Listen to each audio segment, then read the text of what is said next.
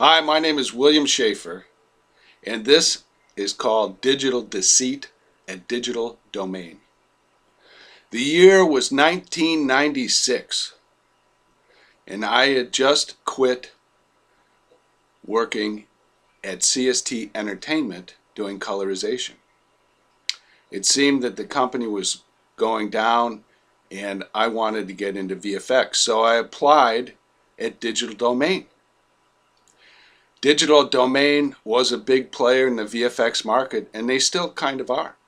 They invented Nuke, which has become an industry standard. But this details an appalling characteristic of their hiring practice that I doubt has changed significantly. Now we have to backtrack a little bit. In the fall of 1995, the USA passed what are called AtWill Hire laws. Now, I was totally unaware of this at the time.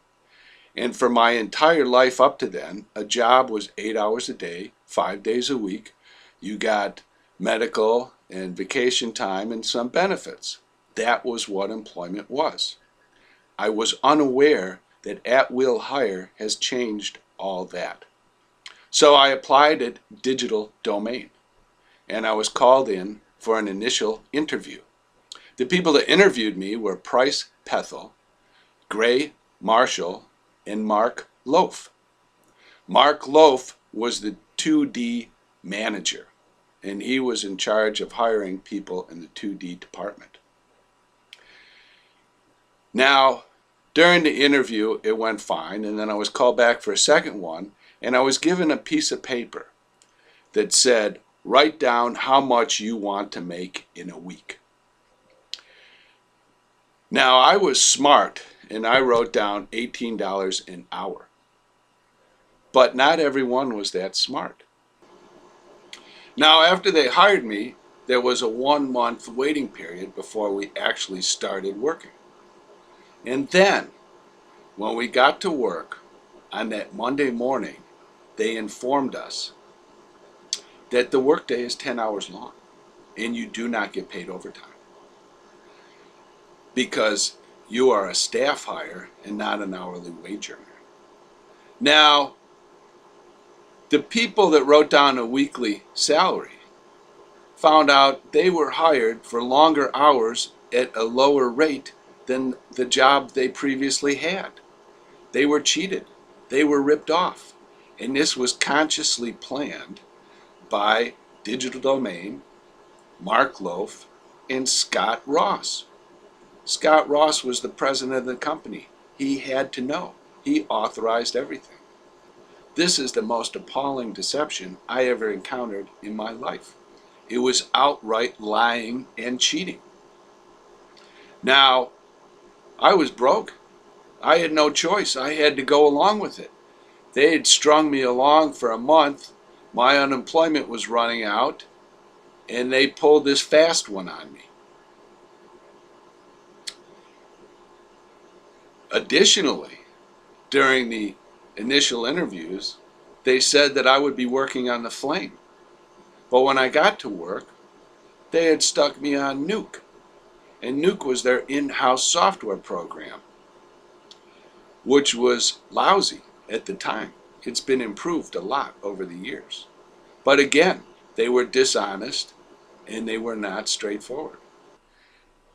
Now, at that time, Scott Ross was the president of Digital Domain, and I'm certain he knew of that trick. And I'm certain that Mark Loaf knew of that trick because he's the one that gave me the paper. Never in my career have I been faced with such outright dishonesty and cheating. And I had to take it. There was nothing I could do because I was desperate for money because they waited months to hire me. So, this is one of the great deceptions in my career. In good faith, I applied for this company, and they cheated me, and they cheated every single person they hired that year. Now, I don't know whether they continue that business practice or not. Scott Ross left a number of years later. Mark Loaf left about 2 years later. Now, here's the interesting thing.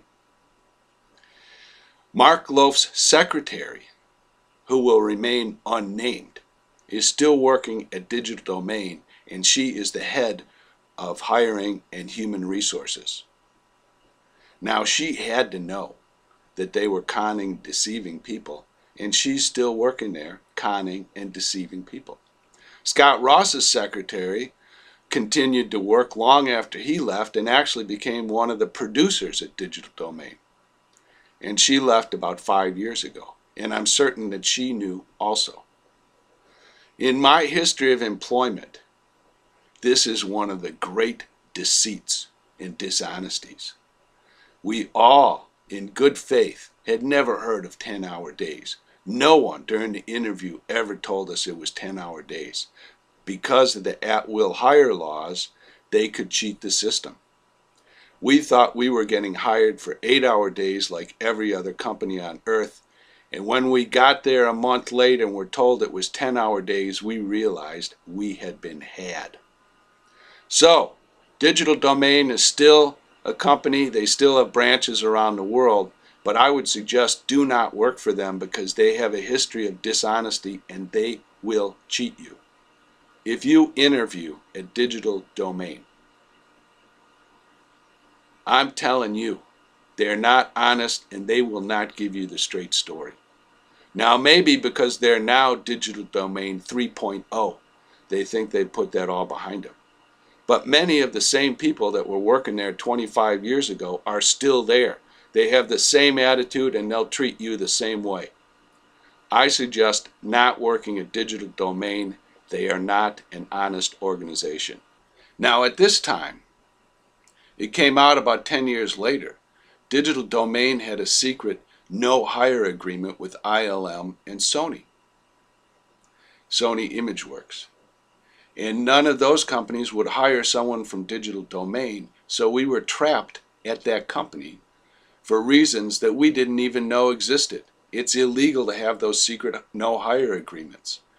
And there was some lawsuit about it, but none of us ever got any pay because, that's just the way it is. If you want to work in VFX, I suggest work at any company besides Digital Domain. They have a track record of proven dishonesty, and many of the same players that were there 25 years ago are still there today, and I am certain they're still as equally dishonest. Do not work for Digital Domain. Thank you, and leave your comments below.